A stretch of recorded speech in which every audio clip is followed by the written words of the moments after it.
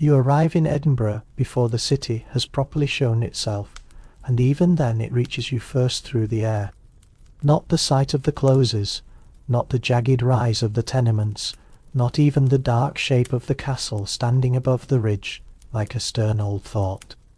No, it is the smell that claims you: smoke, sour ale, damp wool, tallow horse dung, old cabbage, and the wet mineral note of stone that has held too many winters. The odour does not strike once and vanish. It lingers. It folds itself into your coat, settles in your hair, and follows you like a second shadow. For a moment you imagine that the entire city is breathing directly into your face. And yet, once that first assault eases, another truth begins to appear. The city is not wild in a simple way. It is patterned. It rises in layers. It repeats itself in stairs, chimneys, windows, and human routines. The buildings are so high and pressed so close that the sky feels like a narrow strip of pale cloth suspended overhead. What little morning light there is falls down the walls and catches on damp stone, on ropes of washing, on the shine of old puddles in the street. A cart rolls somewhere nearby. A woman opens a shutter with a thud. Hooves knock against cobbles. Farther away, a bell answers another bell. The city, for all its filth, is already busy with the business of being itself.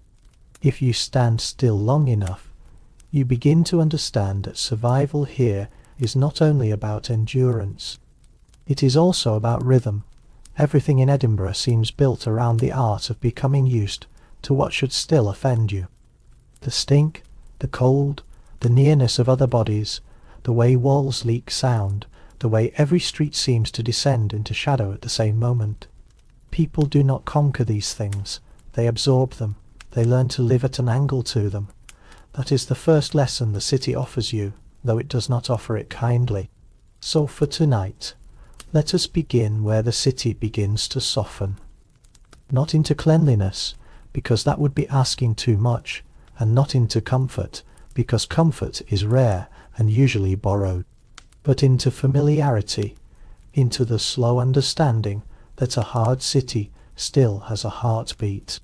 You do not need to master all of Edinburgh at once. You only need to move through it, one detail at a time. One stair, one bowl of broth, one smoky room, one cautious glance, one half-frozen morning at a time. The city is harsh, yes, but once you stop resisting every rough edge at once, it starts to feel less like an attack and more like weather. Ahead of you, the Royal Mile climbs and narrows, alive with vendors, labourers, children, apprentices, washerwomen, pedlars, ministers, and the sort of men who appear to have nowhere useful to be, and yet always seem to know everything.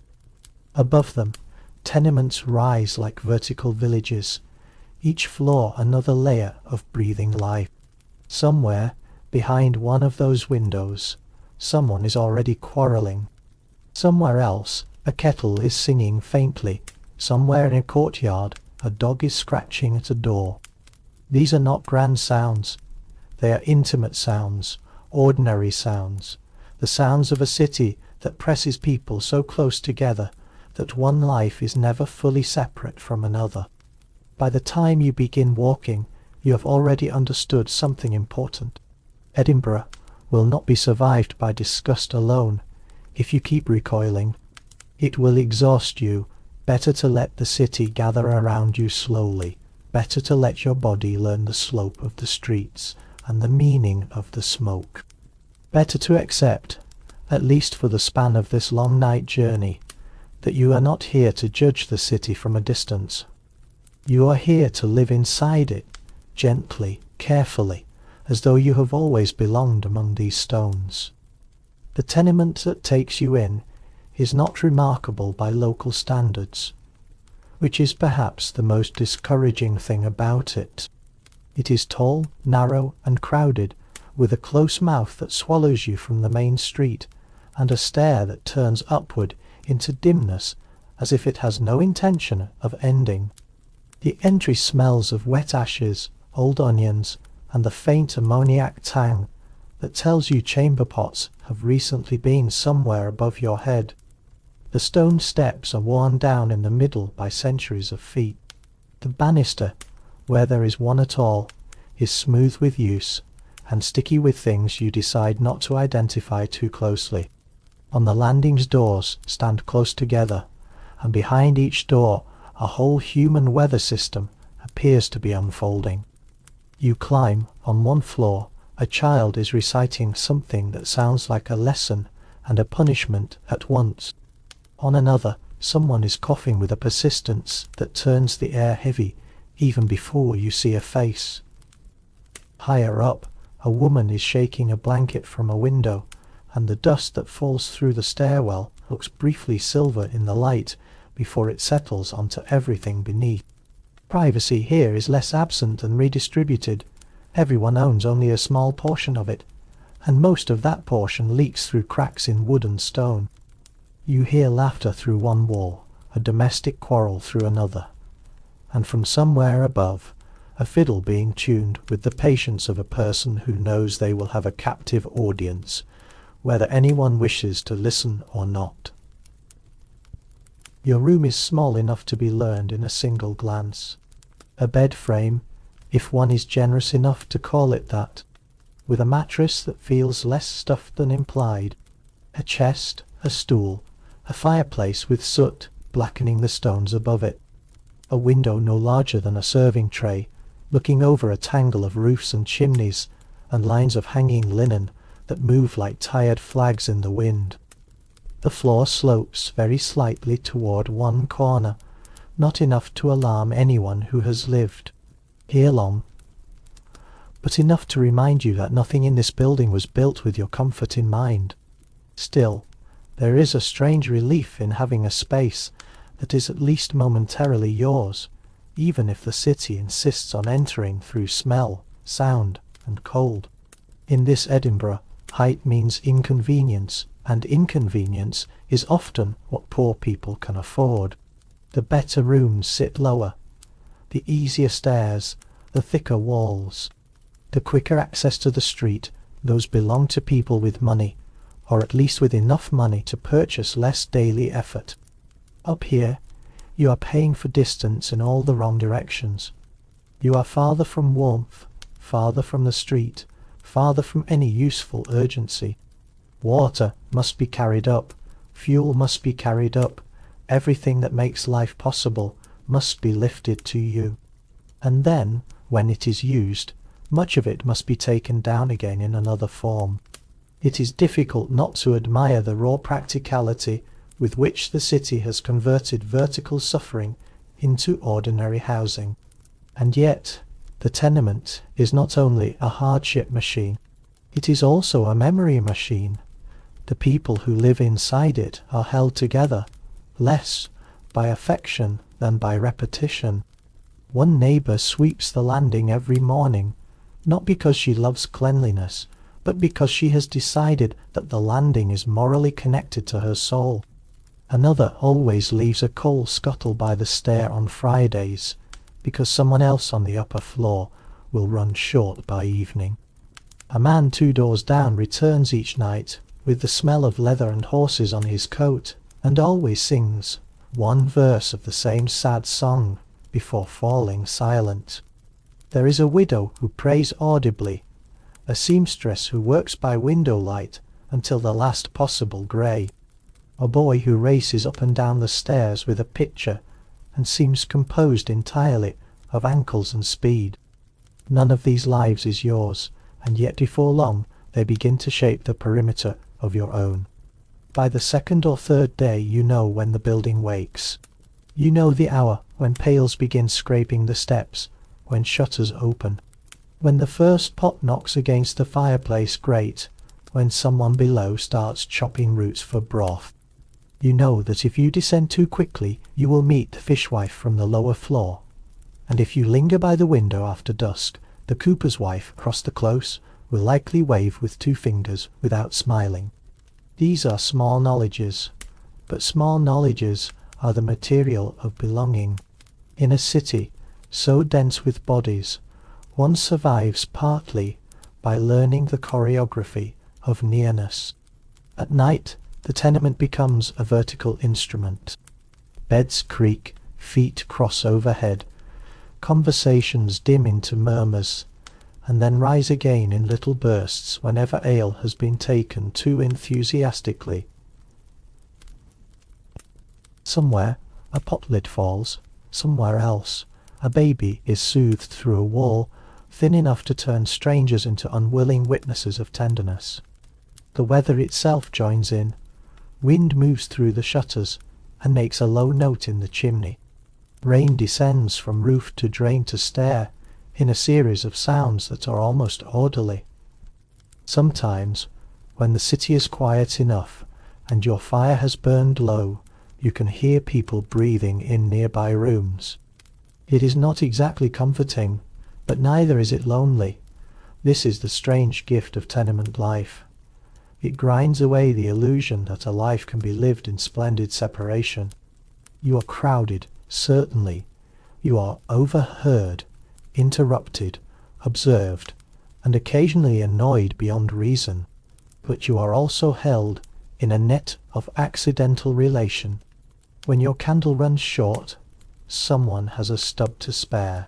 When fever takes a child on the 4th floor, broth appears from 3 other rooms without needing a committee. When a man does not come home and his wife stands too long at the stair in silence, everyone knows without being told and pretends, out of mercy, not to know quite so clearly. The city above ground may feel suspicious, stratified, and perpetually ready to shame. The tenement, for all its smells and fleas and indignities, has another logic. It teaches that the poor do not survive by isolation. They survive by overlap, by hearing too much, by seeing enough, by allowing irritation and dependence to occupy the same narrow landing. This is not warm community in the sentimental sense. It is something more practical and more durable, the kind of closeness that forms when escape is impossible, and daily life must therefore be made bearable by custom. So when you lie down at last, and the mattress answers with a faint drifting of dust and straw, and someone nearby begins once again to discuss a missing bonnet in tones of great moral seriousness, you no longer feel like a stranger lodged inside a structure of random misery. You feel instead that you have entered the first true interior of the city. Not the castle, not the kirk, not the market, but this vertical hive of ordinary endurance. You pull the blanket higher, listen to the argument fade into muttering, and understand that in Edinburgh you do not merely rent a room. You rent a portion of other people's lives, and they rent a portion of yours. By daylight the city reveals the full logic of its dirt, and if you are wise, you stop thinking of that dirt as accidental. Edinburgh is not untidy in the manner of a neglected room. It is organic. It empties itself continuously.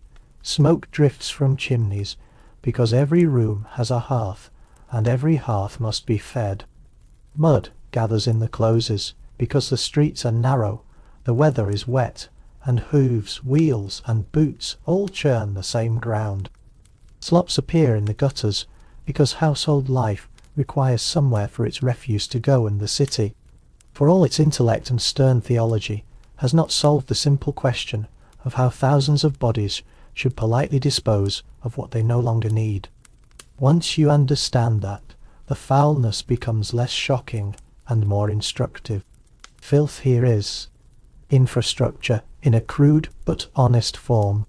Morning on the Royal Mile has a layered sound to it. First the bells, distant and authoritative, then the clatter of wooden wheels, then the cry of vendors announcing fish, oatcakes, cress, candles, old clothes, mended kettles, and remedies for complaints too numerous to list.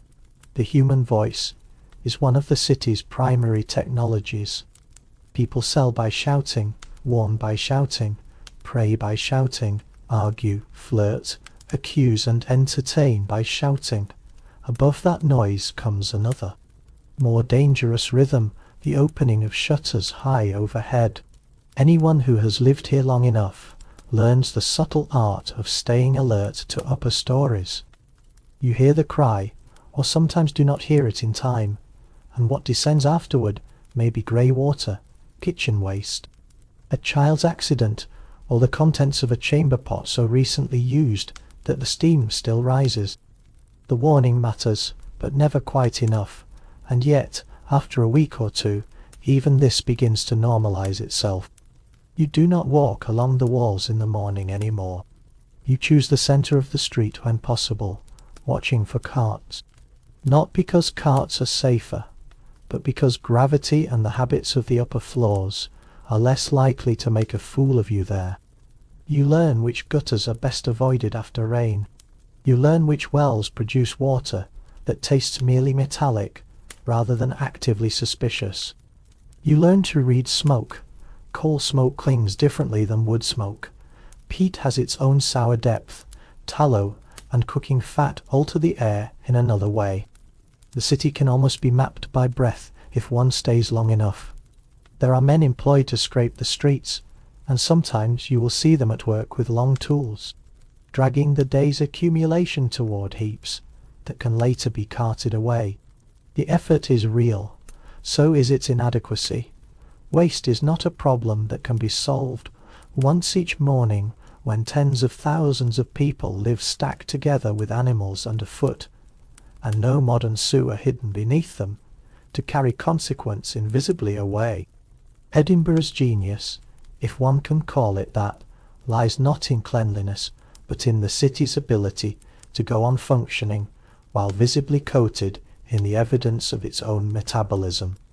This is why outsiders are often most offended by what residents no longer bother to notice. The smell is omnipresent, yes, but so too is the rhythm that has grown around it. Women with baskets still pause to exchange recipes. Boys still kick scraps of wood in the street as if it were a game.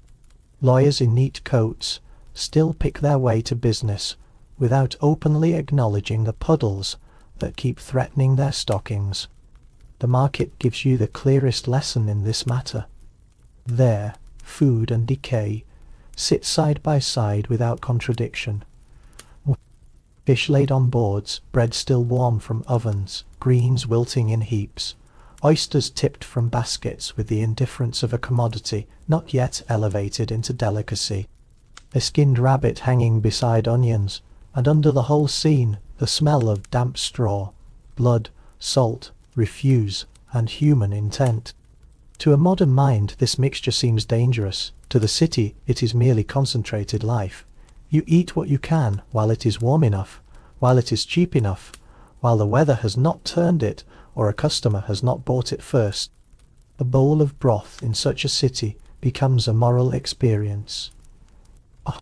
Not because the broth is refined. It is not. It is often thin, heavily salted, and composed of more hope than meat. But warmth has a power all its own here. It narrows the world to steam. Spoon, bench, and the small silence that falls around a person who is finally feeding themselves. You discover quickly that hunger magnifies disgust, whereas satiety, even partial satiety, softens it. A warm bannock, a heel of bread, a ladle of barley broth, these can make a city seem almost negotiable. That is why taverns, cookshops and bakehouses matter so much. They are not only places of commerce, but pockets of temporary mercy. If you are cautious, you avoid the foods that advertise themselves too eagerly. Meat pies, whose fillings remain secret, fish left too long in weak sun, cheese, sweating on a board, while flies hold their own parliament on the rind. Better to keep to oats, bread, broth, ale, and such roots as can survive being boiled into submission. This is not an era for culinary vanity among the poor. It is an era for practical suspicion. You learn to trust crowds more than signs. If labourers are buying from one stall and not another, there is probably a reason. If the baker keeps his own children away from a tray, there is probably a reason there too. Ale, of course, enters all of this, not only as drink, but as social adhesive. Week ale, breakfast ale, tavern ale, each with its own role. Water from the well may be clear enough, but fermented grain feels safer to many and more companionable to almost all. So you find yourself seated on benches beside strangers more often than you expected, and from them you learn the city by anecdote.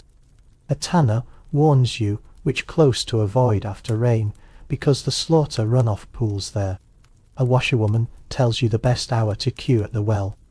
A boy with a face too thin for his years explains that one fishmonger stretches his scales with sand, and another waters his barrels with river water to make old cats shine. These are not civic reforms, they are the microscopic exchanges by which urban life remains passable. As the day advances, the smell changes. Morning sharpness gives way to a heavier afternoon thickness. Heat, even modest heat, draws everything upward from stone and gutter. Market scraps turn sweeter and more dangerous human bodies, having worked, begin to contribute more strongly to the atmosphere. Chimneys continue without shame. You might imagine that by evening the city would grow cleaner, simply by exhaustion. But evening has its own emissions. More fires, more cooking, more emptied pots, more humanity folded inward toward rooms, too small to contain all that domestic life produces. And still there are moments, often very small ones, when beauty insists on itself. Sunlight catching smoke at a certain angle until the air looks almost golden. Rain rinsing a stretch of cobbles so quickly that for half an hour the city smells mostly of stone. A row of linen hung high between buildings, snapping white against slate and soot. Even the wells, crowded and muddy at their edges, can seem briefly lovely when a bucket rises from darkness and the water on its rim flashes clean in the light. It is important to notice this, not because beauty excuses the city's hardships, but because no city, however filthy, is lived only as misery. The eye seeks relief where it can. By the time dusk begins gathering in the closes, you realize you have stopped noticing certain offences altogether, not because they are gone, but because your senses have begun making room for other things, for the angle of light, for the smell of oat bread when it is fresh, for the difference between threatening footsteps and merely hurried ones, for the way a line of smoke from an upper window can tell you there is soup in that room, or tea, or simply someone determined not to freeze. Adaptation is happening, not triumphantly, quietly. You do not love the city, but your body is learning its grammar, and that is the first condition of staying. Work enters your life, not as vocation, but as necessity, wearing many costumes. In a city like this, one does not wait for the perfect calling. One takes what will keep the room paid for, the fire fed, the stomach from becoming too eloquent in its complaints. Some mornings that means carrying parcels for a printer who smells of lamp oil and paper mould. Other days it means hauling coal scraps, helping unload barrels, or standing near a brazier with a woman selling roasted chestnuts, while trying to look as if smoke in your eyes is a natural state of contentment. The city does not care what mixture of jobs keeps you alive. It cares only that you keep moving.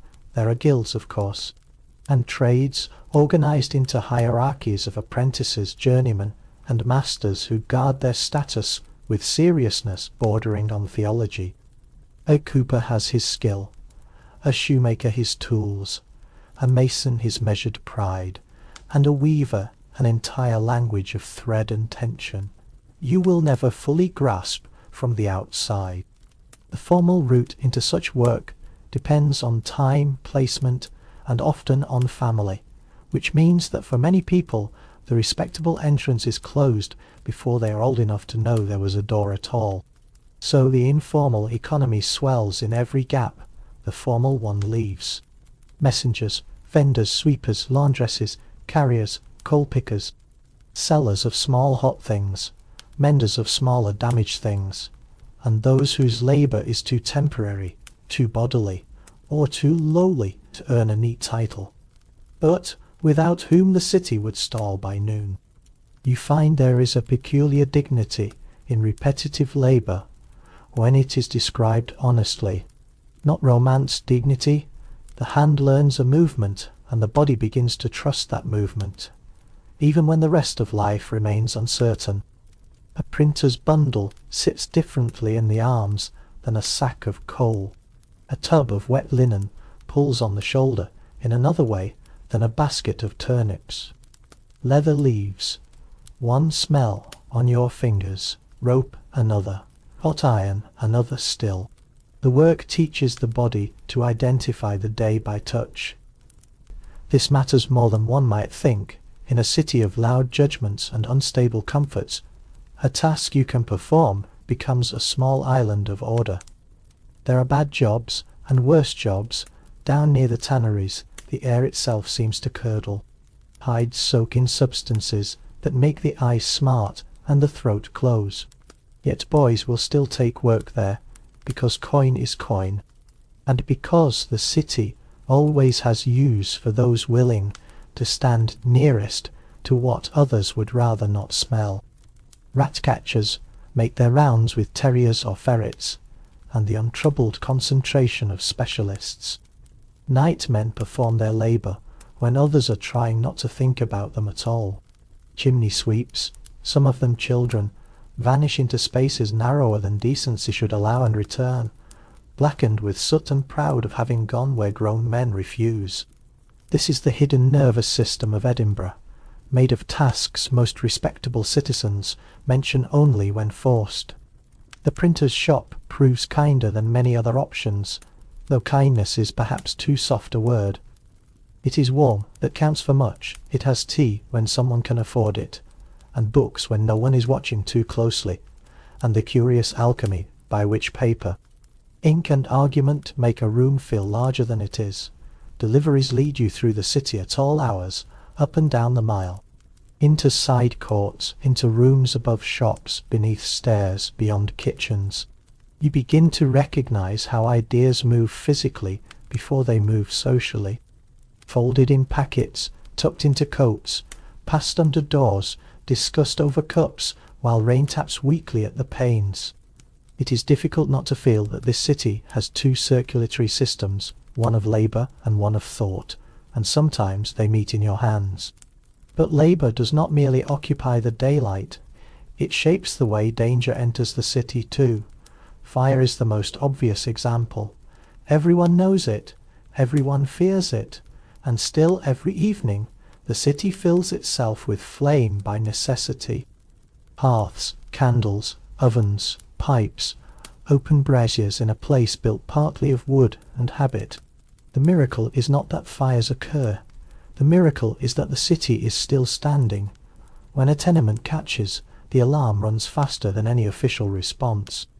Buckets, shouts, neighbours, smoke.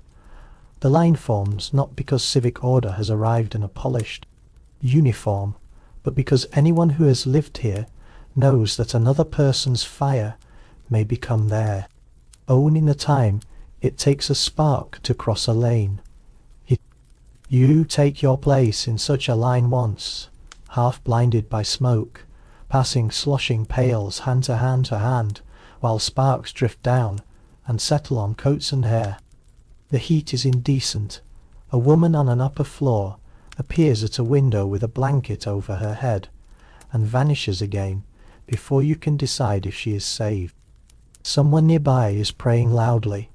Someone else is swearing with equal conviction. The fire engines, when they come at all, seem absurdly small compared to the appetite of flame. When at last the blaze slackens, The street is left glittering with water and soot and the stunned exhaustion of those who have nearly lost more than they can name. By the following afternoon, someone is already measuring boards. The city does not pause long enough to become sentimental about its injuries. This same principle governs smaller disasters too: a burst conduit, a cracked roof, a collapsed stair tread, a stolen bundle, a fevered child, a ruined barrel of meal. The scale changes, but the response remains recognizably local.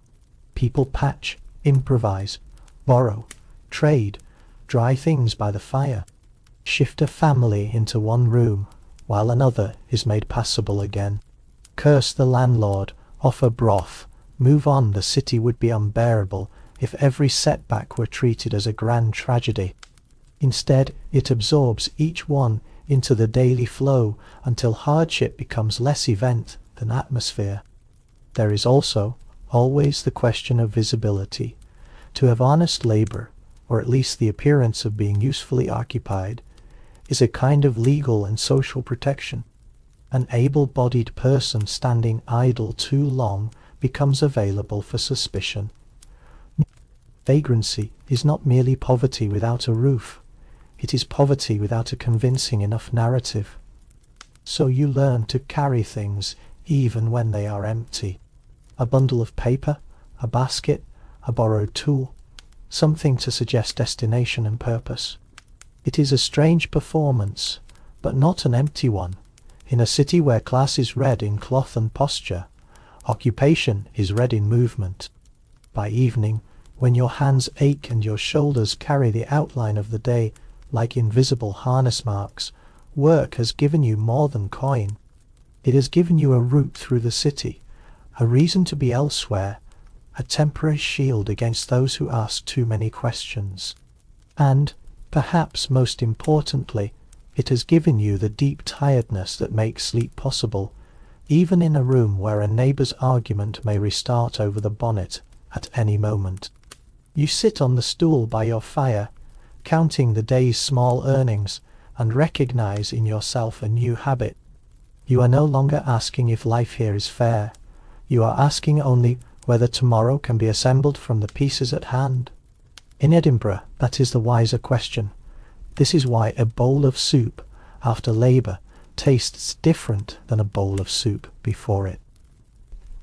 The steam rises into a face blackened by the day, and the body receives it not as flavour, but as mercy. Even a badly boiled turnip can seem persuasive under such conditions. You stretch your feet toward the hearth. Someone below starts singing. Somewhere in the stairwell, a child runs up with a bucket and nearly drops it, laughing. The city, cruel and useful in equal measure, has made room for one more day. It has taken much, but not everything. Not tonight, if work teaches you the city from the outside inward. Class teaches it from the inside outward.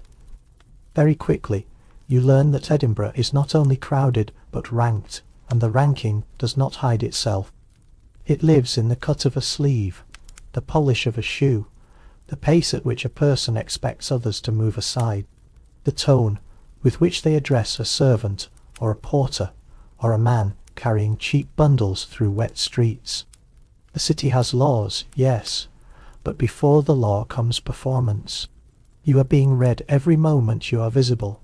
This can be exhausting until it becomes almost second nature. You lower your eyes by exactly enough when a gentleman passes, not from servility, but from prudence. You adjust your speech from one street to the next, thickening it here, flattening it there, allowing certain phrases among labourers and swallowing them before clerks or ministers. You learn that silence can sound respectable if worn correctly. You learn that laughter is safest when shared sideways.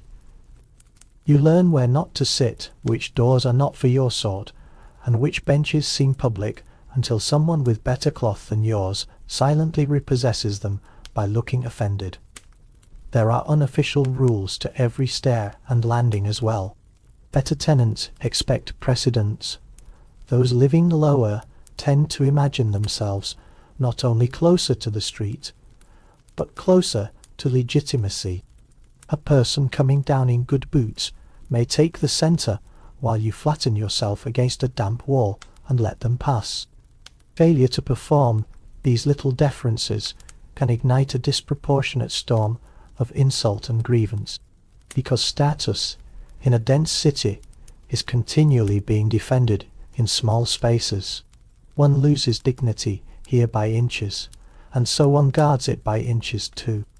The law, when you encounter it, seems built to confirm rather than correct these arrangements. A misunderstanding, a broken pane, a complaint from someone more trusted than you, any of these can carry you toward a toll booth room that smells of old stone, tallow, and fear. There the city becomes theatrical, magistrates in wigs, clerks scratching with pens, witnesses whose memory sharpens according to the quality of the coat before them. The forms of justice exist, so do its pageants. A person may be heard, but they are also displayed, measured, sorted, and reattached to their place within the civic imagination. Public punishment is among the city's most efficient moral languages. Stocks, pillars, the uneasy intimacy of kind. A crowd allowed to participate in correction by laughter, mud, spoiled fruit, and commentary. An execution ground that by daylight is a market and by certain mornings becomes a scaffold watched by people who have brought children, because death is part instruction, part entertainment, and part reinforcement of the obvious truth that the city reserves force for those who have fallen outside its patience.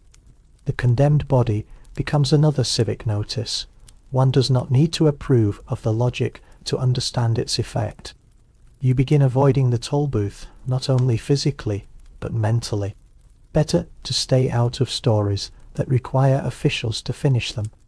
Better to keep debts light, movements purposeful, and associations unremarkable. In a place like this, innocence is less useful than credibility, and credibility is expensive. Respectability, even temporary respectability, is a kind of rented shelter. So you inhabit it when you can, you keep your tools visible if you have them, you maintain just enough cleanliness to pass in daylight. You avoid standing too long in knots of idle men, however warm their jokes may be, because idleness itself can begin to look like guilt when observed by the wrong eyes. Then there is the kirk, which watches by another method, and in some ways more deeply. The bell on Sunday morning is not a suggestion, it enters the week as command. Even those who mutter at ministers or roll their eyes at elders still understand that absence is visible, and visibility in matters of faith quickly becomes social evidence. So you dress in your best approximation of order and make your way through streets quieter than usual, though not truly at peace. The city on Sunday looks scrubbed only in intention. Reality lags behind the sermon, inside St. Giles or one of the other kirks. Coal sits among the pews, like an elder in its own right. Breath clouds in winter, stone holds damp, the minister rises with his hard text and harder voice, and what follows is not consolation in the way later centuries may expect it. But it is scrutiny, sin laid out as structure, human hearts described as unreliable engines of error and pride. Judgment, repentance, self-watchfulness, and the long labour of righteous living. The sermon may go on until your legs ache and your mind drifts, and then jerks itself back in fear of being seen to drift. Around you bodies remain obediently still, or try to. Children fidget at risk, women incline their faces, men stare forward, as if conviction itself could be communicated through posture. The kirk's authority does not end when the last psalm fades. It trails back into the tenements in the shape of questions. Did you attend? Did you appear attentive? What was read for catechism in your room this week? Who was seen? returning late from a tavern on Saturday? Which young woman has been speaking too often with which apprentice? Morality in Edinburgh is not private, it is locally administered. Neighbours know, elders confirm, and shame performs the rest. There are stools of repentance for some offences, public admissions for others.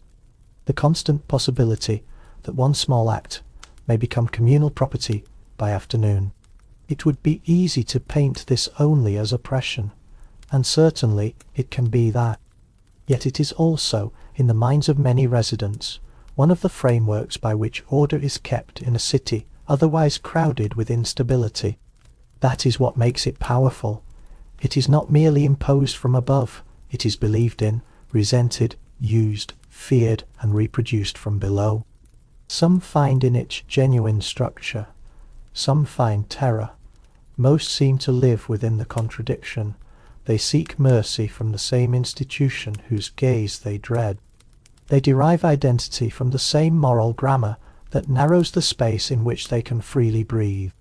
At times you catch yourself participating more sincerely than you intended. A hymn enters the body before it enters agreement.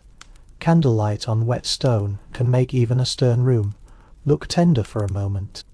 A prayer spoken beside a deathbed is still a prayer, regardless of whether the theology behind it fully persuades you.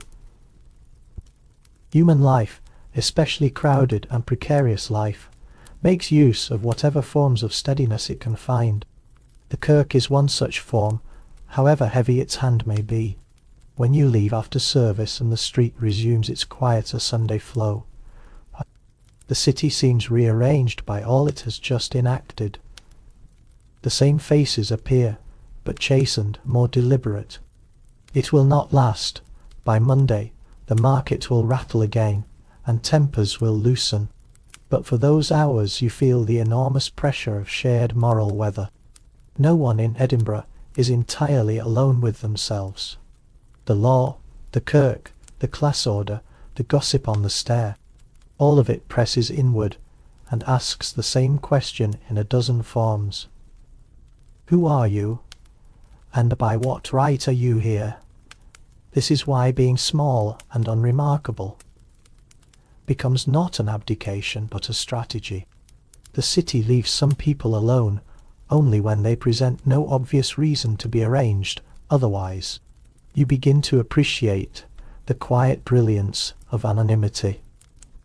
The modest coat, the ordinary pace, the practised answer, the seat at the back, not every age rewards brilliance with safety.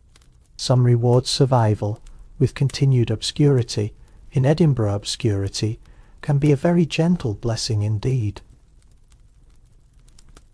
Night alters the city so completely that daylight Edinburgh and dark Edinburgh seem like related but distrustful relatives.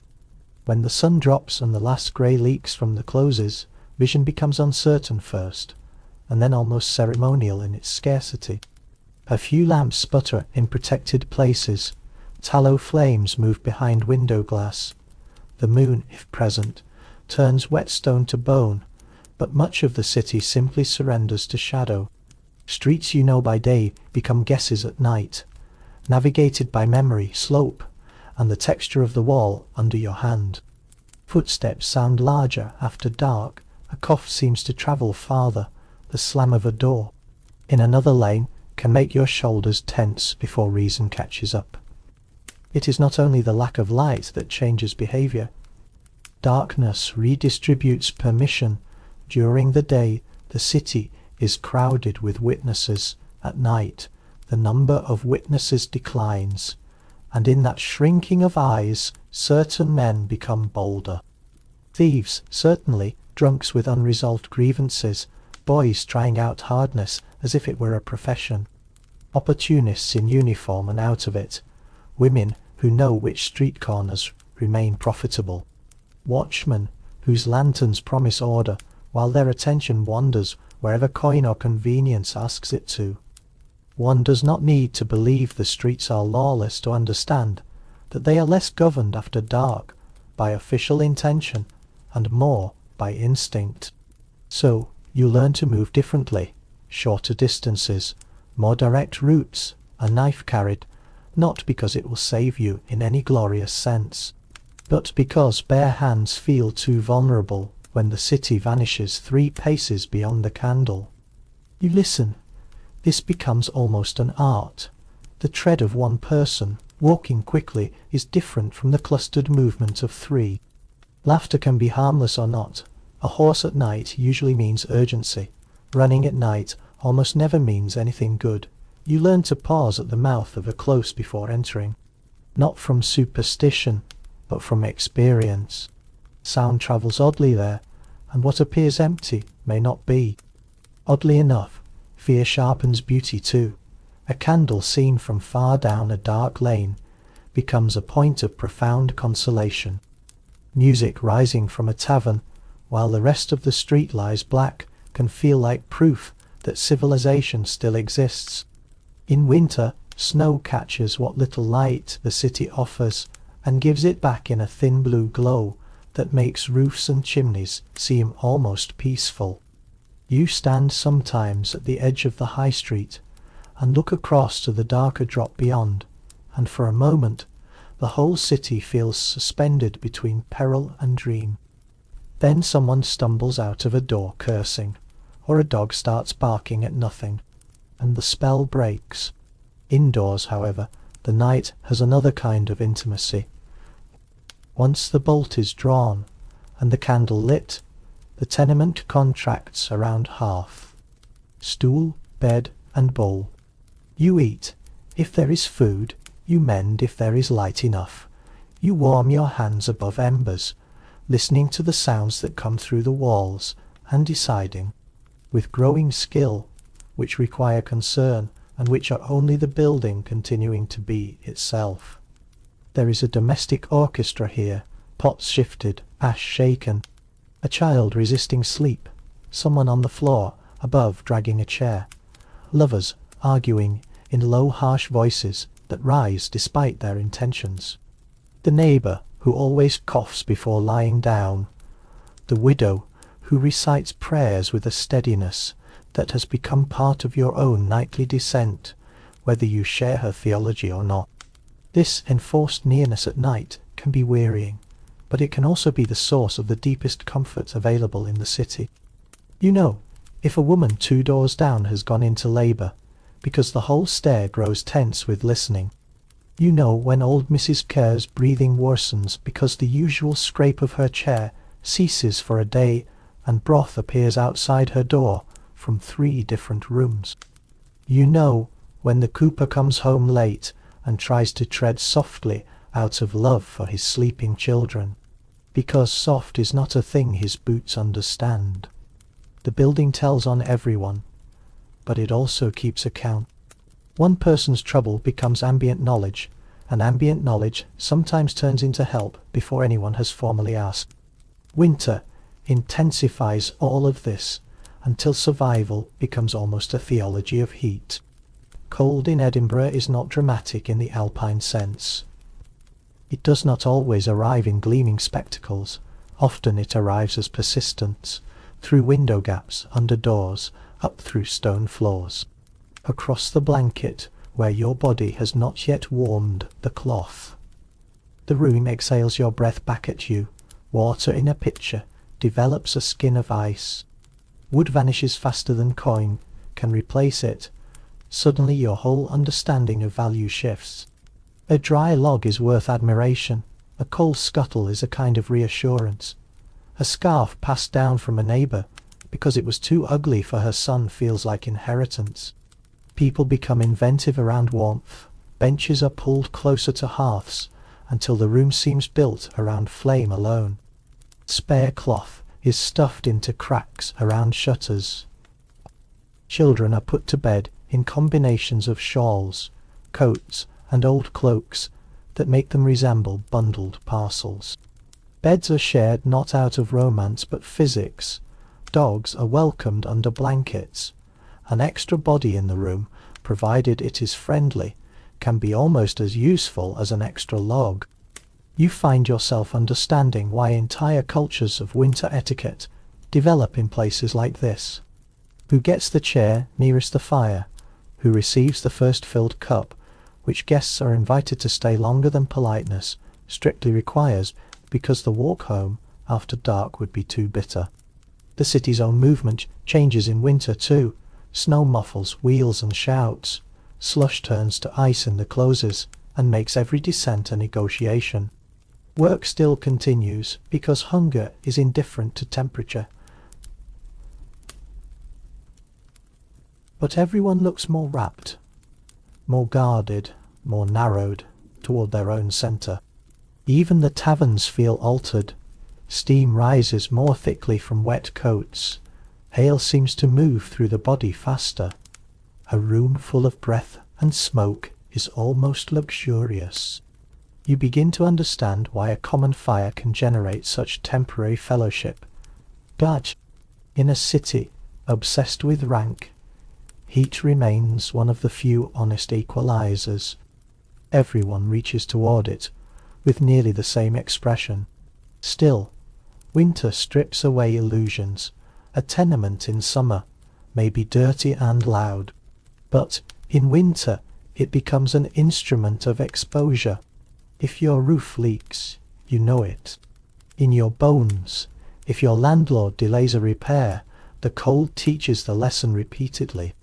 If your bedding is damp, you sleep badly and wake mean. If the stairwell ices, old age becomes more dangerous than vice.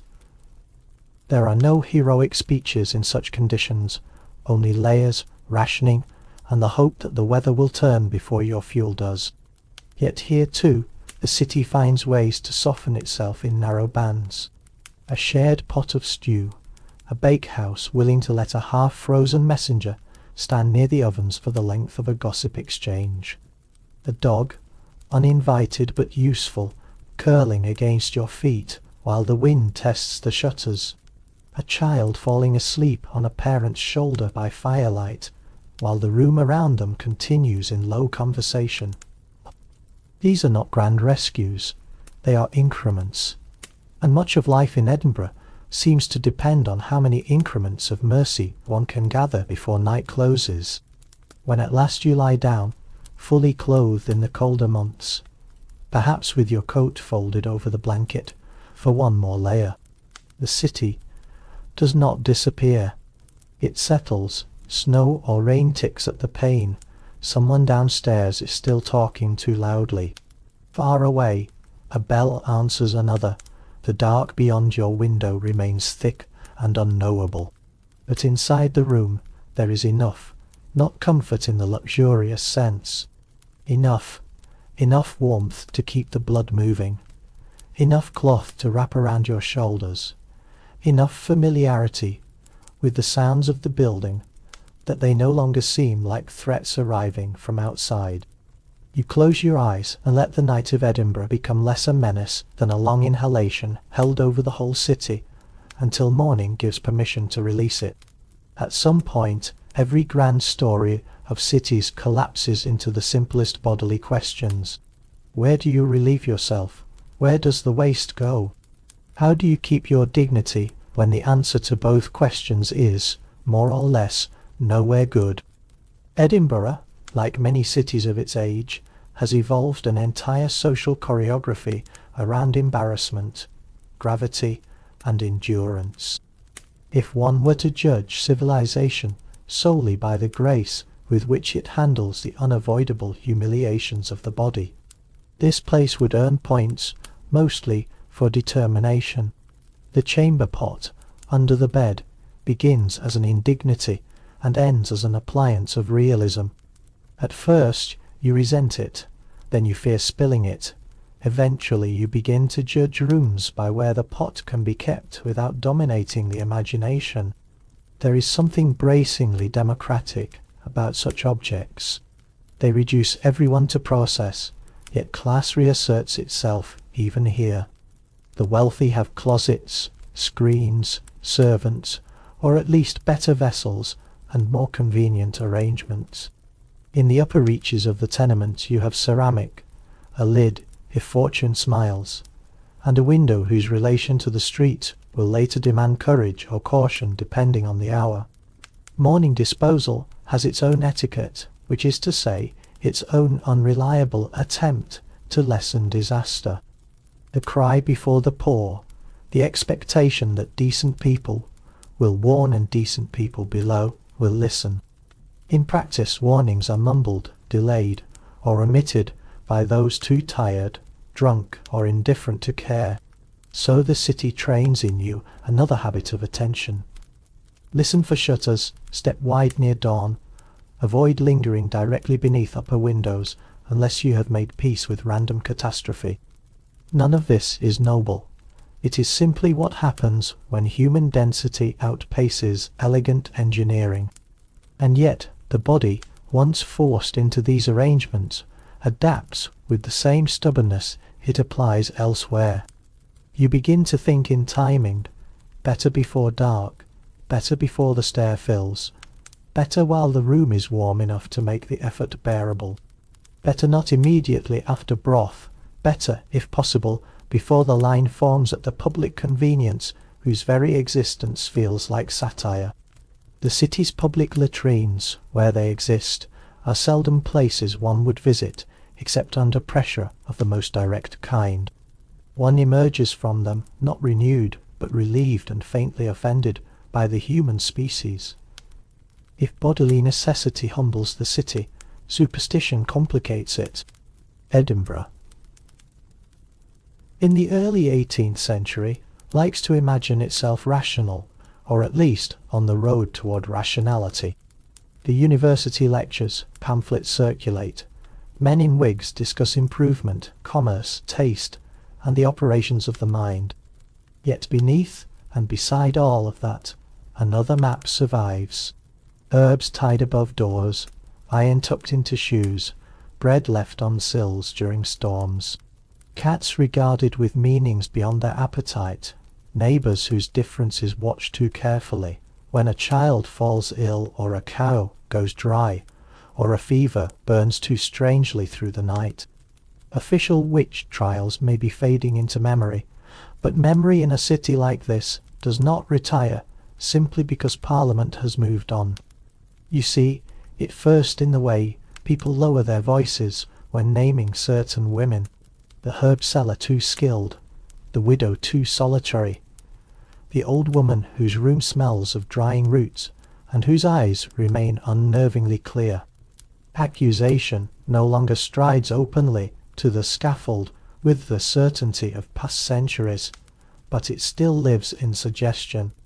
A mark on a door, a whispered caution, the quiet withdrawal of customers, the decision of a landlord that a certain tenant would be better gone. Fear persists by becoming domestic. It no longer needs legal fire, if social frost will do. This coexistence of Enlightenment language and old dread fascinates you partly because it feels so human. People can argue about reason in one room and nail a charm over the threshold in the next. A physician can lecture on circulation and still wear a token against bad luck on the road. A mother can attend kirk regularly and nonetheless mutter protective words while turning a fevered child in the bed. These contradictions are not hypocrisy in the simple sense. They are how minds live when knowledge changes faster than fear. New ideas enter by pamphlet and conversation. Old instincts remain in the hands. There are sellers of charms in the margins of the city, women and men who trade in amulets, threads, dried plants, small iron pieces, and bits of advice that sound half practical and half inherited from dream. Some of what they offer is plainly useful: vinegar for cleansing, herbs that calm a stomach or ease a cough, bandages, poultices, willow bark, nettle, rosemary. Some of it is symbolic, and symbolism itself may be a medicine when circumstances give little else. If a red thread in the boot makes a person feel less vulnerable crossing a dark lane, that thread has already done some work in the world. You find, to your own surprise, that you stop mocking such things even inwardly, not because you fully believe, but because the city trains respect for all the devices by which people get through the day. Rational certainty is easier in a clean room with secure walls than in a wind-shaken tenement where children fall sick fast and explanations arrive slowly. Here one learns not to ask too aggressively whether a charm works. Better to ask what work it does. Does it steady the hand? Does it help sleep? Does it provide language for anxiety that would otherwise remain a formless weight in the chest? If so, perhaps it belongs. Still, suspicion can turn cruel with alarming speed. A girl on your stair develops a fever and begins speaking nonsense in the dark. Her mother, half frantic from exhaustion, begins glancing upward toward the room of a woman who keeps odd hours and a collection of dried flowers. Nothing is said at first, then too much is said in too little time. By the following day chalk has appeared near a door. Not a formal accusation, worse, in a way, a collective unease made visible without needing to justify itself. When the child recovers, as children sometimes do, in defiance of every tidy story adults tell, the city does not apologize. The marked woman leaves within the week. No official sentence, only a movement of pressure sufficient to empty a room. Events like this leave a residue. You begin watching your own habits with a new delicacy. Do not be too interested in herbs. Do not stand too long alone in corners. Do not speak with too much certainty about causes no one else can see. The city rewards ordinary strangeness in philosophers and punishes it in poor women. That difference tells you more than any sermon. It teaches again the central lesson of urban survival. Categories are porous only for some. And yet, the older map of fear is not all menace. It also lends the city a hidden symbolic life that can feel, under softer circumstances, almost tender. Children still chant little rhymes against bad weather. Sailors touch iron.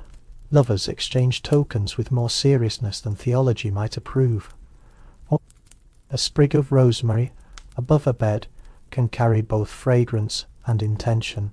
In winter, when the wind scrapes along the stone and the dark gathers early, such gestures seem less absurd than companionable. City may deny enchantment in daylight, but at night it leaves room for it in the corners. By then you understand something important about Edinburgh. It is not moving cleanly from superstition to reason as a textbook might prefer. It is layering one over the other like plaster over older stone. The old outlines remain.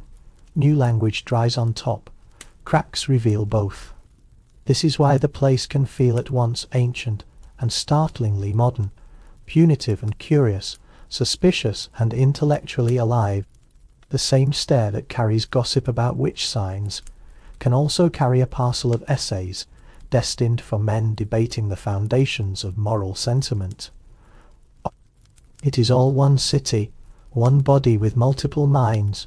When you crawl into bed and feel through the mattress the hard outline of the chamber pot you forgot to shift far enough aside, and hear outside the faint hiss of rain, and somewhere above the murmur of a woman reciting what might be prayer or might be a charm, you realize that the city has quietly redrawn your respect. You no longer divide the world as neatly as you did upon arrival. There are practical things and symbolic things, yes, but in a place where so much remains uncertain, both may matter. You close your eyes with the odd comfort of an iron token in your boot, though you did not mean to keep it there, and let the dark fill in around that small admission of human vulnerability. What makes Edinburgh so difficult to reduce to filth alone is that thought keeps appearing in it like a light in an upper window. You may spend the morning stepping around waste, and the afternoon carrying parcels past meat stalls, and by evening find yourself in a warm room where men are arguing with real urgency about the nature of sympathy, the grounds of morality, the reliability of miracles, or whether taste can be improved by education. The contrast should feel impossible. Instead, it feels perfectly local. The city seems to generate intellect and inconvenience from the same damp stone. You enter that world by accident, which is to say by labour. Printers, booksellers, and circulating libraries sit close enough to daily commerce that a messenger with cold hands and decent timing can find himself hovering near conversations meant for finer coats. At first you only listen. The rooms are not always grand.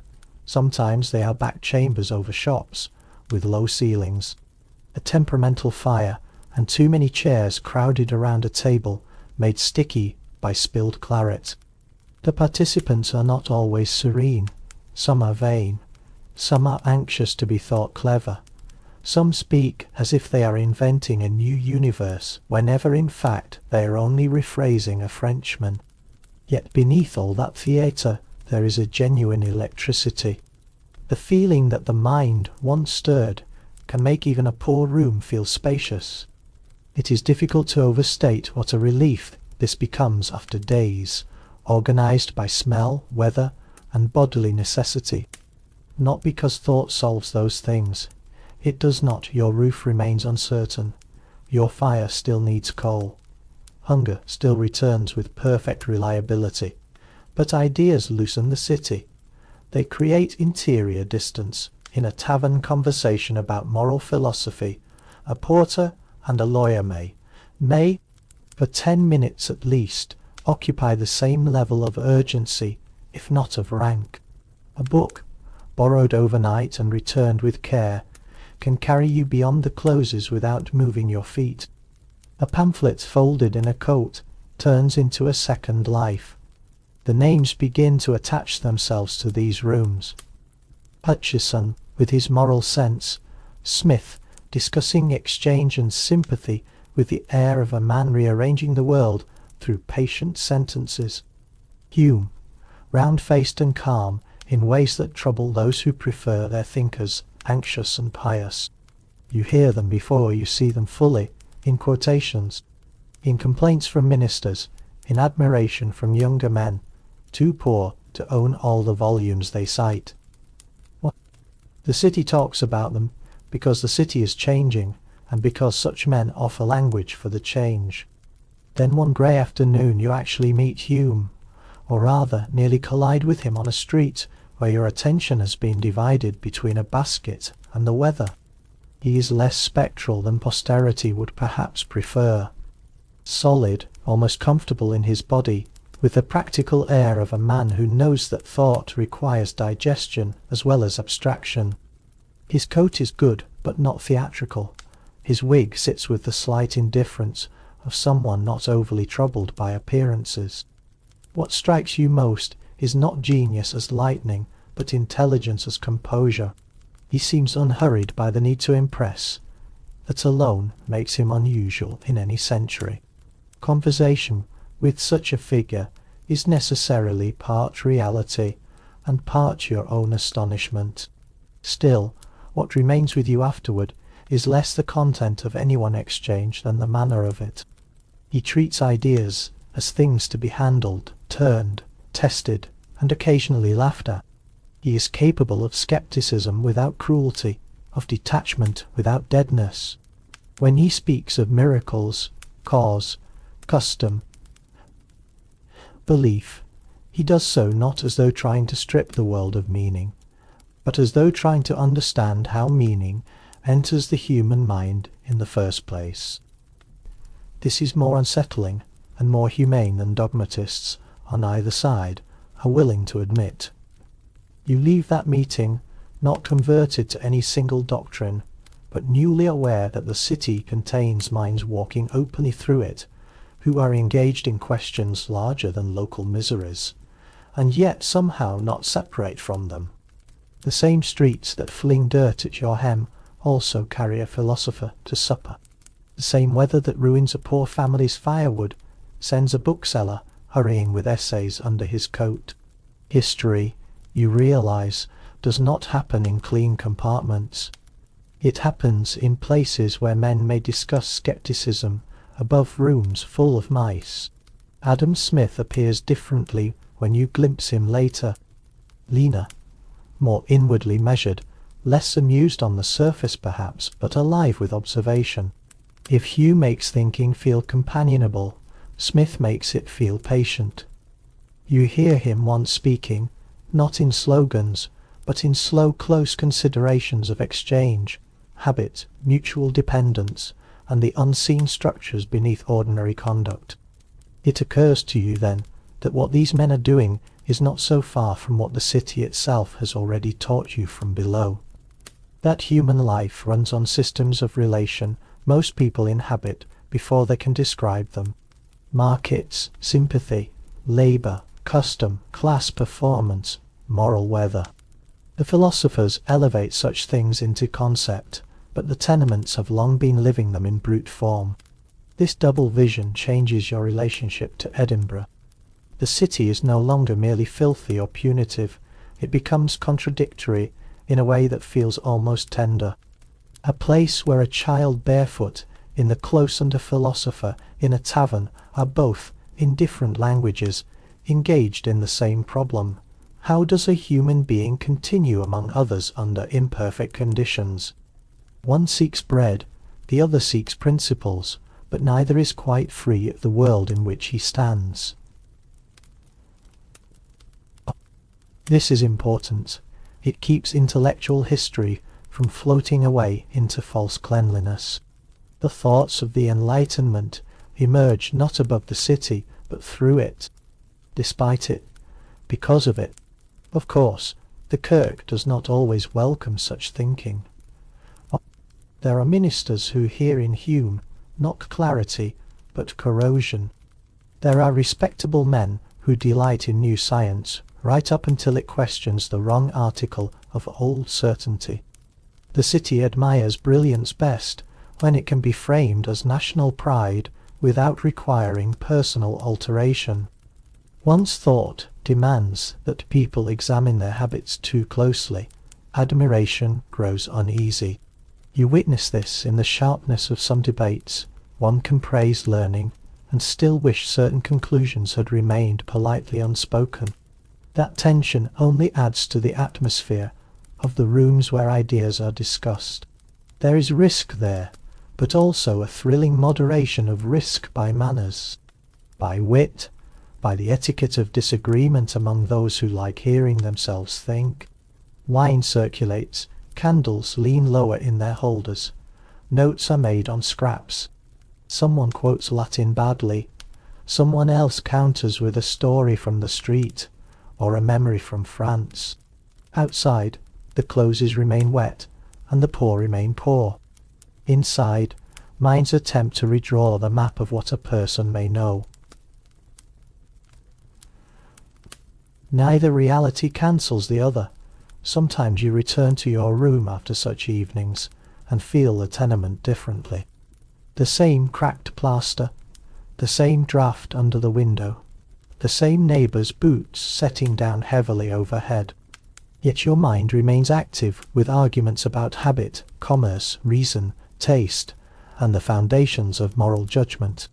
The city has given you no more coal, but it has given you a larger interior.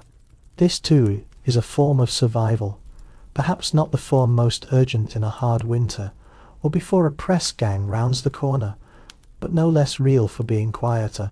It is then you begin to suspect that Edinburgh's true strangeness lies not in any single hardship, but in the density of contradiction it can contain.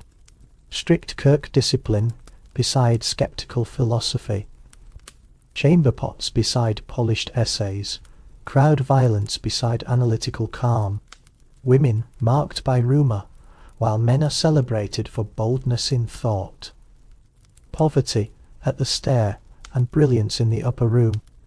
The city contains all of it without apology. It has no reason to apologize. Contradiction is one of its native materials. So when you lie awake at night with a borrowed book under your blanket, reading by a candle stub too small to justify the risk, and hear wind in the shutters and smell the familiar mixture of soot and wool, you do not feel that intellect has rescued you from the city. Rather, it has taught you another way to belong to it, not only through labour or suffering, but through attention, through the recognition that even here, perhaps especially here, the mind insists on widening the room. There are days when the city feels less like a place than a hand, and you become newly aware of how many different fingers it has for closing around a life. Press gangs are one such finger, marriage another, debt another, reputation another still. None of them look exactly alike. Yet each belongs to the city's endless appetite for arranging bodies into useful patterns. You feel this most sharply on mornings when you are out early, with no obvious master to answer to, and no tool in hand except a basket too light to prove anything. That is when every approaching uniform begins to look like potential theft on behalf of the state. Impressment lives in rumour before it lives in confrontation. Men on the docks telling stories, women warning sons to walk with tools, not empty hands. Apprentices suddenly looking very proud of their masters. A limp cultivated where none existed before, a collar borrowed to suggest clerical immunity, the whole city, or at least its more vulnerable male half, practising tiny acts of theatrical belonging so as not to appear available for the sea.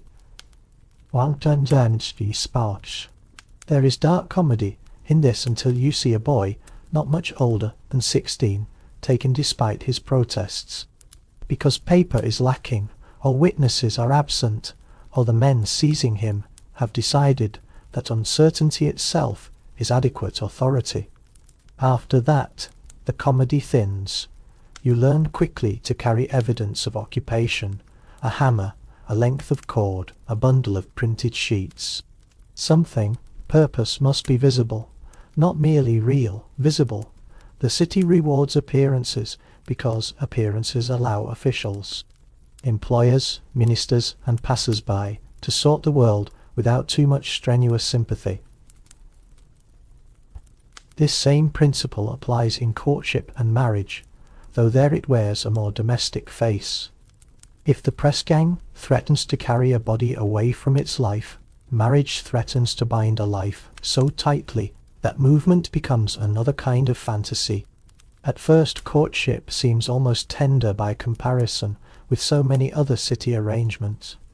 Shared glances in a market, an extra heel of bread from the baker's daughter, a walk taken slowly enough to suggest intention, yet beneath even the gentlest of these exchanges lies the hard arithmetic of the period.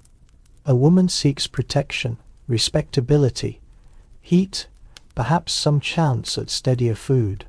A man seeks companionship, labour shared, a room less lonely, maybe a step upward by alliance, if luck smiles. Families calculate, neighbours observe, the kirk witnesses.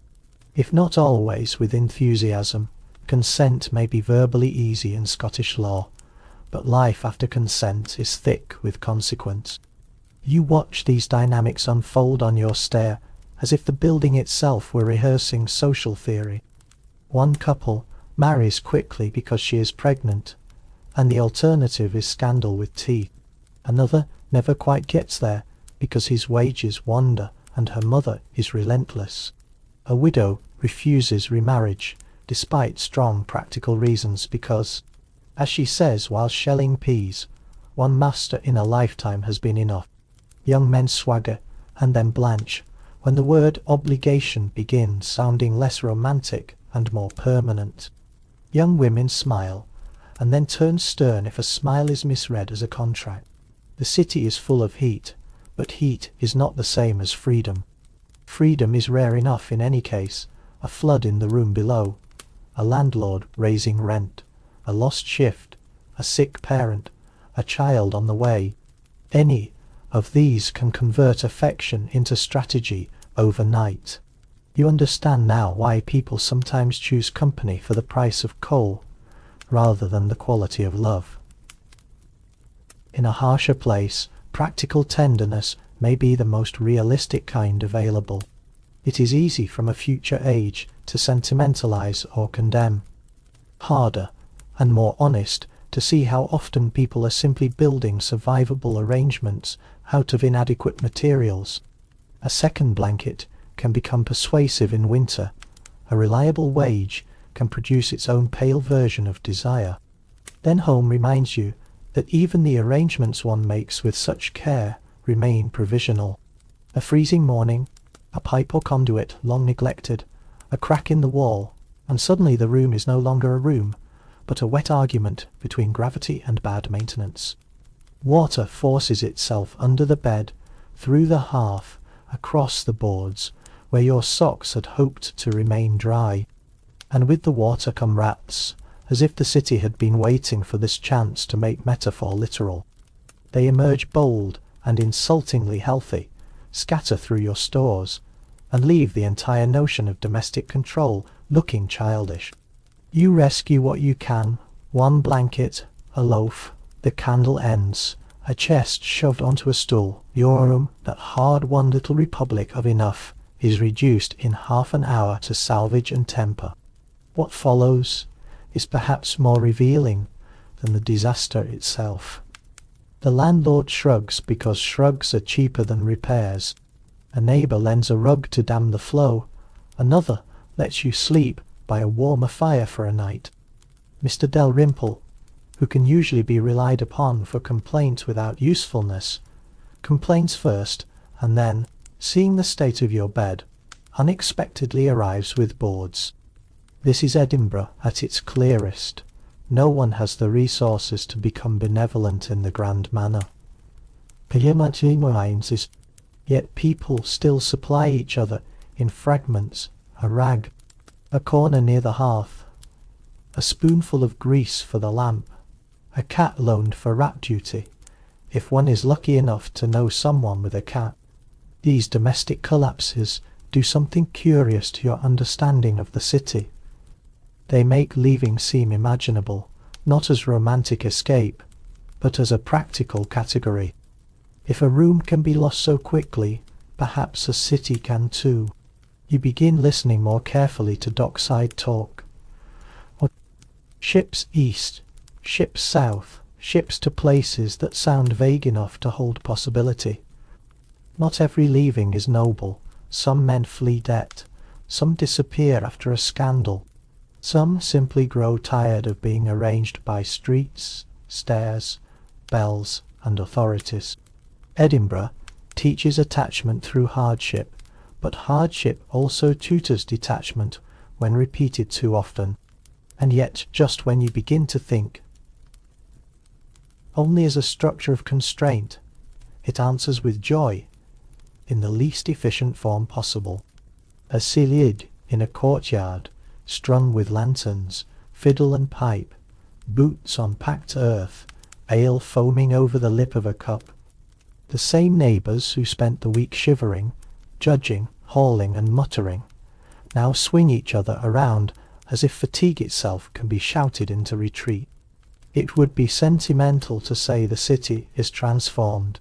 The drains remain where they were, the room still leaks, the kirk still watches, but for a few hours the social order loosens into rhythm. Children are awake too late, old injuries are ignored. A girl with reddened hands from washing laughs hard enough to have to lean on the wall. Opus stamps the time so fiercely that everyone within 10 feet feels it in their bones. This matters not because joy cancels misery, but because without such eruptions the misery would become more total than the city can bear. Dance, song, drink, shared food. These are not luxuries merely added to life after needs are met. Often they are what allow needs to go unmet for one more week without the spirit collapsing first. You realize, turning clumsily through a reel, you only half understand that the poor do not survive by grimness alone. They survive by bursts of impractical gladness too. And then, because Edinburgh refuses any clean emotional sequence, a riot flares not long after. Bread, tax, soldiers, anger, one cannot always tell which grievance is leading and which are simply lending force. Streets that hosted dancers host shouting, barrels burn, glass goes, boots thunder. Someone near you throws a stone with the whole history of resentment in the motion. Soldiers level muskets. A woman grabs your sleeve and drags you into a side lane before courage can become stupidity. Later there is blood on stone and trampled produce, and the stunned face of a man asking if anyone can tell him whether they won. No one can, because riots rarely produce victories proportionate to their noise. They produce memory, reprisal, and another layer of caution. In the aftermath, the city does what it always does. It resumes, shops board and reopen. Doors are rehung, rumours spread. The crowd thins back into ordinary individuals, now carrying one more shared event under their coats. You walk home through the dull smoke of damaged stalls and understand more clearly than ever that survival here does not follow a straight moral line. It is built out of adaptation to constant interruption. The day may begin with work, pass through music, detour into violence, end in wet socks, and still be called a day like any other by those who have lived enough such days. When you lie down that night, or try to, on bedding only partially recovered from flood and rat and weather, with your knife nearer than you like, and your mind full of fiddles, soldiers, laughter, boots and cold, you feel the city inside you in a new way. Not as spectacle, as rhythm, pressure and release, constraint and burst, filth and thought, shame and song. Edinburgh has not made you brave exactly. It has made you adjustable, and perhaps in a hard century that is the more useful trait. After enough time in the city, you stop asking whether you could have lived here forever. The better question is quieter. What has this place done to the shape of your attention? You know now how to read a stair by sound, how to judge a room by the draught around the window frame, how to tell fresh bread from stale before touching it, how to identify trouble in footsteps, how to make peace with never being entirely alone, how to accept that comfort, when it comes, usually comes in fragments and must be recognized quickly before it passes on to someone else. This is perhaps the strangest gift Edinburgh gives you. Not gratitude for hardship, which would be sentimental nonsense, and not some grand heroic self-image, which the city would mock out of you within a day. Instead, it gives you calibration, a finer sense for what sustains a life when ornament falls away. Warmth, bread, dry socks, a room with a latch, a neighbour who will not ask unnecessary questions, a little coin hidden safely, a candle end, a page of thought, a song remembered from one good night. These things, which a more comfortable age may scatter into the margins, become here the true architecture of peace.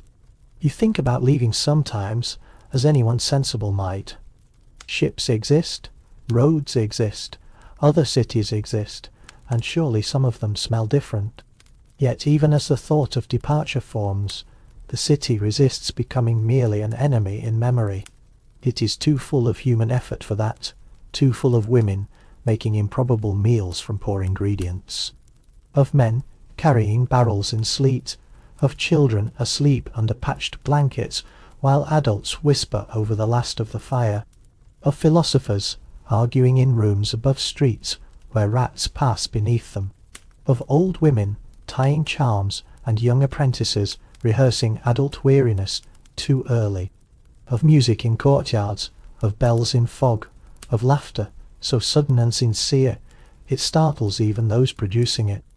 Perhaps that is why the city lingers best in fragments.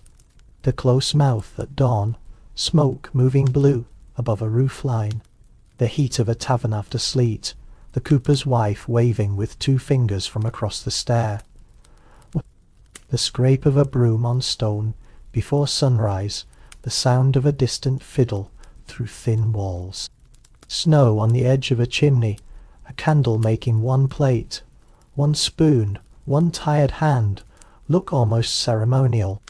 None of these things would persuade you to romanticize the century. They do something better. They make it real enough to feel, and gentle enough at last to set down. So now, as the night deepens, and the city begins again to withdraw behind soot, weather and darkness, let it drift back a little. Let the tenements stand where they stand, without needing to press so hard against you. Let the kirk bell become only a far note. Let the market thin into memory. Let the stairwell quarrel fade.